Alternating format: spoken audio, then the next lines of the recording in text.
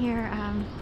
I went ahead and got a chai latte, hot with almond milk. Chai lattes are less expensive than a regular latte because technically chai lattes don't have espresso, despite the word latte, which often means espresso, which would imply espresso shots.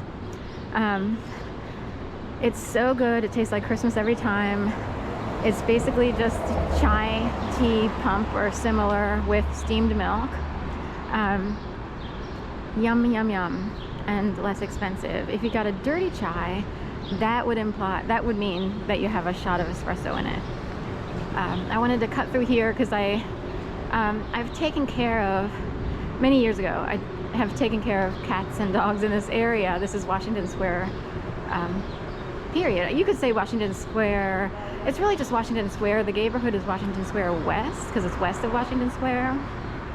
But anyway, I'm walking under a little pathway here of the St. James building, which opened around 2004 or 5 or so, or 6, right in that area. A whole bunch of people had to live in here before the Murano was done. These are apartments, this building here. The Murano up on 21st and Market, condos. A lot of people sold the condos or bought them during an auction and had to wait. So they would move into the St. James to wait for everything to be ready in the Murano. I got this today as a Sunday treat.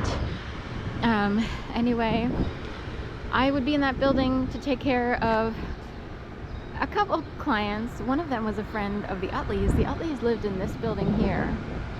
Chase Utley was number 26 for the Philadelphia Phillies, his wife Jennifer, and she was an advocate for, was it ASPCA or PAWS? One of those. They had a pit bull named Jack, gray and white. Is he still living today? I'm wondering. I don't know how old he was, but it's been so long that odds are he might have passed away. So the AR building, and I would come here every once in a while when they were on tour, whatever you call it, like had to go out of state for a game. And they have the Golden Gates, if you will, keys to the Golden Gates, whatever you call that. So this is the AR building, 210 West Washington Square. This is the west side of Washington Square. That's Washington Square. The Eternal Flame is straight ahead. That's the back. There's a wall up there. A big, grayish, silverish wall, if you will, with big gray, silver cinder block. I don't know what they're called. They're Masonic stone, really. That's the Eternal Flame. They call it a condominium. I didn't know that. I guess that makes sense. But they hired me to do overnights. And somehow they got my name through maybe another dog walker who never really did overnights. Like, she would do daycare, bring dogs into her home. I was one of the few people who could do overnights, stay in other people's homes. So, and maybe that's still true today. I'm not sure why that is, but I'm willing to do it. I don't have pets of my own. In fact, I lost 3 cats before 2000, well, 2 cats before 2011 and the third one in 2012. Ooh, look at that Hummer. So anyway, hello Utleys. I didn't meet Chase himself. Jen handled everything, Jennifer, and super nice, like, totally awesome person, very likable, if you will, very down to earth, and maybe they take pride in that, I wondered. And they lived in penthouse suite 11, 12, 13, so a 3-story penthouse. That was my little claim to fame. So there are days when it's like, do they still need a house sitter? Would they help someone in distress? I really didn't know how to explain what was happening, because by the time they hired me, I was already experiencing something really crazy, but I didn't want to seem crazy trying to explain something that's hard to explain. So anyway, I'm trying to figure out the best angle to see. We will go across the street. In fact, it's funny because the Hall Mercer building here is a psychiatric ward. So talk about crazy.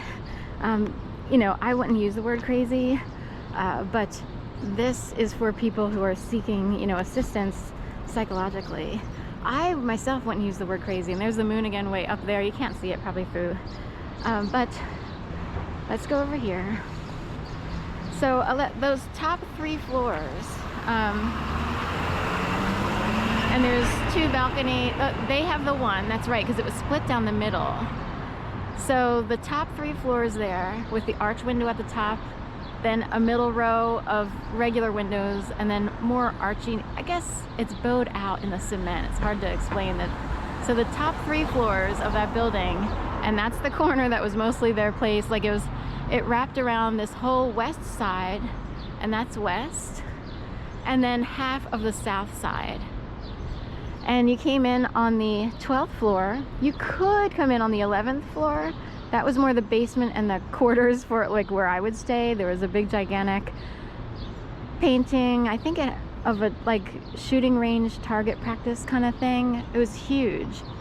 Then they had a little bathroom and bedroom off in the eastern little corner, southeastern corner of their unit.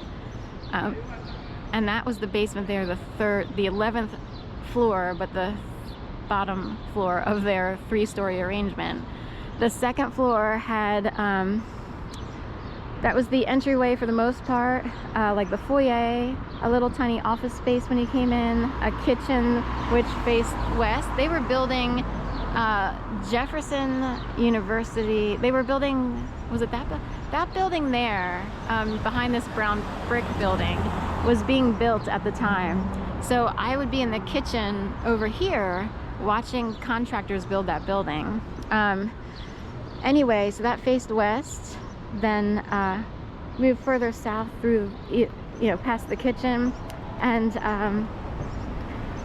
that was like their TV room. It was all open, so like you could watch TV there. They had a couch. The top floor was the master bedroom, and soon to be the baby's bedroom, if you will,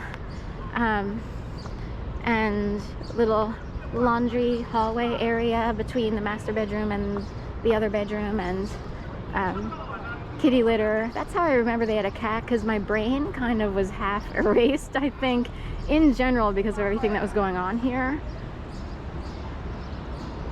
And it's like, I always remember Jack, but I can't remember the cat for some reason. But then it's like, oh yeah, I scooped litter, and there it is next to, I can picture it. It's next to the laundry, and I know I scooped a lot of litter. Every once in a while a cleaning woman would come in, so it became a thing of making sure I wasn't there when she was there, like trying to time it as best as possible.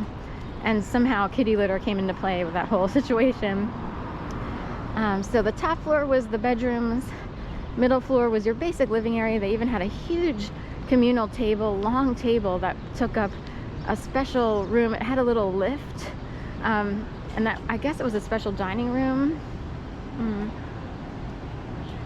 What happened here at the senior center? And big long communal like table, if you will, should they have a lot of guests.